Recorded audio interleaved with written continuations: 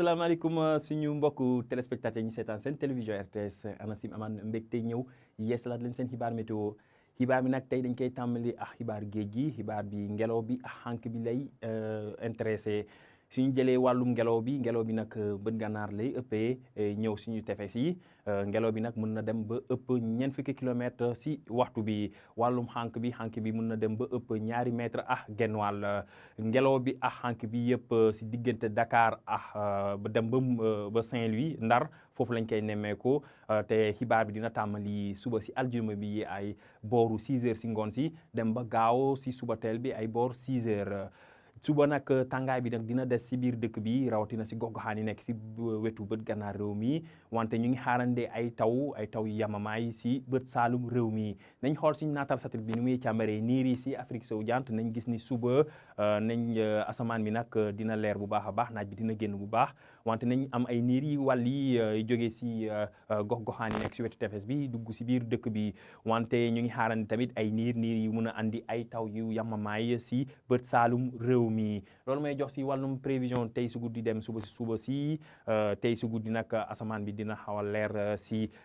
gox-goxaan yi nekk si bët gànnaar réew mi dem ba si penku réew mi wante suñu demee si gox-goxaan yi nekk si wetu tefes bi nañ am ay niir yooyu nañ wàll yi dugg si biir dëkk bi wante si gox-goxaan yi nekk diggante Ziguinchor dem ba Kédougou foofu ñu ngi xaarandi ay taw yu yamamaay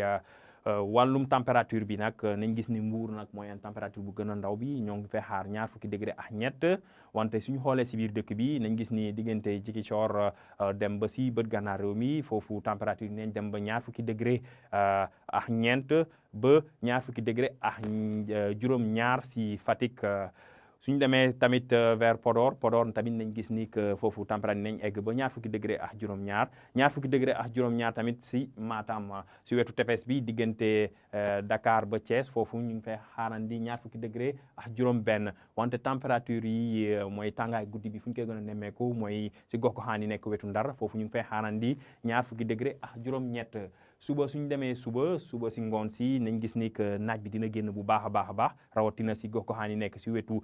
sow réew mi ak si bët gànnaar réew mi foofu tamit nañ gis ni que nañ am ay niir yi wàll yu ndaw wante si ñu demee si penku réew mi foofu ñu ngi fay xaarandi ay taw yu yamamaay taw yooyu nag dinañ jóge Mali dugg suñu réew wante fu muy gën a intéressé mooy si gox-goxaan yi nekk Kédougou Tambacounda ba Bakel taw yooyu tamit mun nañu wàlli dem si bët saalum réew mi diggante Ziguinchor Sédhiou ba Kolda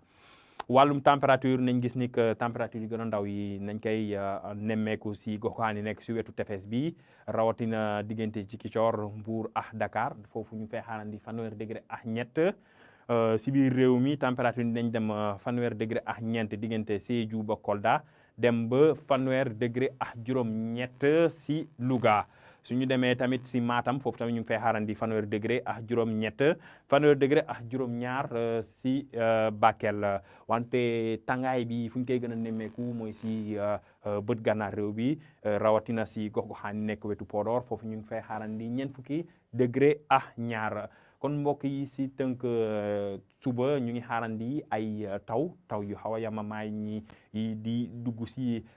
penku réew mi taw yooyu nag mun nañ wàlli laal bët saalum réew mi wàllum température bi nañ gis ne que température bi nañ xaw a yokk nañ intéressé gox-goxaan yi nekk si biir réew mi wante tàngaay bi fu ñu koy gën a nemmeeku mooy si bët gànnaar réew mi rawatina si gox-goxaan yi nekk wetu Podor foofu ñu ngi fay xaarandi 4 degré ak ñaar mbokk yi lii la ñu amoon si xibaar ñu ngi leen di dox dig daje ba suba